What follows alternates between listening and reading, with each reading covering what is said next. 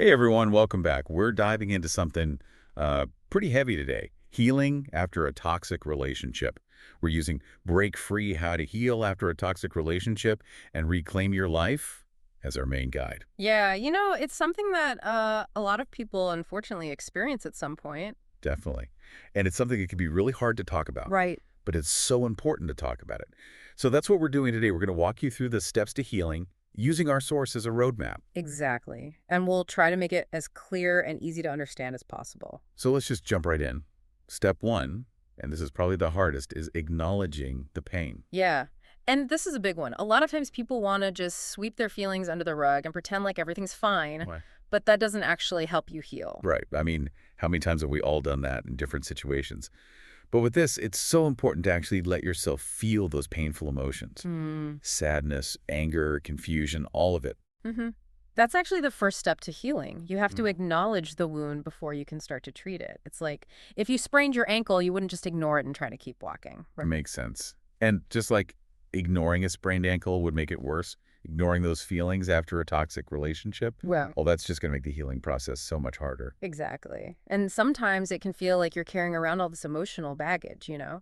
like a heavy backpack full of rocks. It's weighing you down. Oh, for sure. And until you acknowledge that weight, you can't start to unpack it and lighten the load. Exactly. Okay, so you've acknowledged the pain. What's next? Well, according to our source, the next step is letting go of guilt and self-blame. And honestly, this one can be so tricky, can it? It really can. Because in toxic relationships, there's often a lot of manipulation involved. Gaslighting, making you question your own reality. Mm-hmm. Making you think why you're the problem? Right. And it's easy to internalize those messages, even when logically, you didn't deserve that treatment. Yeah. But emotionally, it's a whole other story. Yeah, it's like sometimes, even though you know you shouldn't blame yourself, those feelings just keep creeping back in, right? Totally. It can be tough to shake. It's like those optical illusions where your eyes are telling you one thing, but your brain knows it's something else entirely. You have to Mm. work to realign those emotional responses. Remind yourself that you were doing your best in a really messed up situation. Yeah, no one goes into a relationship thinking it's going to be toxic. Absolutely. Okay, so enough with the heavy stuff for a second. Let's move on to something that feels a little more empowering. Self-care. I'll admit I used to roll my eyes at the whole self-care thing. Thought it was all about bubble baths and face masks. I get that. But this source goes way deeper than that, Yeah. doesn't it? Absolutely. Self-care, when you really think about it, it's about rediscovering what truly nourishes you, what Yeah. fills your cup back up. And that can be so many different things. Maybe it's getting back into a hobby you dropped. Maybe it's learning something new. Maybe it's about setting boundaries, learning to say no to things that drain your energy. Or even something as simple as spending some time in nature. Exactly. Anything that helps you reconnect with yourself. And remember, it's not selfish to put yourself first. It's essential. Right. And isn't there a saying, you can't pour from an empty cup? Exactly. You have to fill yourself up first before you can truly give to others.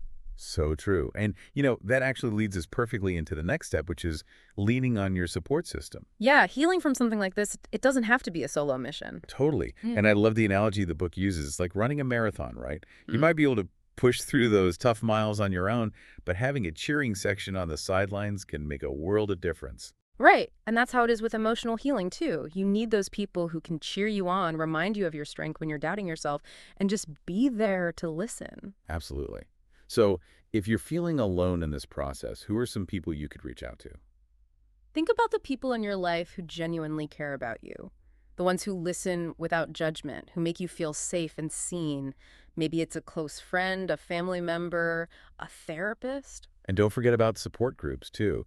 There's so many people out there who've been through similar experiences, and connecting with them can be so healing. Absolutely. Sharing your story and hearing from others, it can really remind you that you're not alone in this. So important. Okay, so we've talked about the pain. We've talked about letting go of self-blame. We've talked about self-care and leaning on your support system. What's the final step? The final step is looking toward the future. And I love how this source emphasizes that healing takes time, but it focuses on the positive changes that come with it.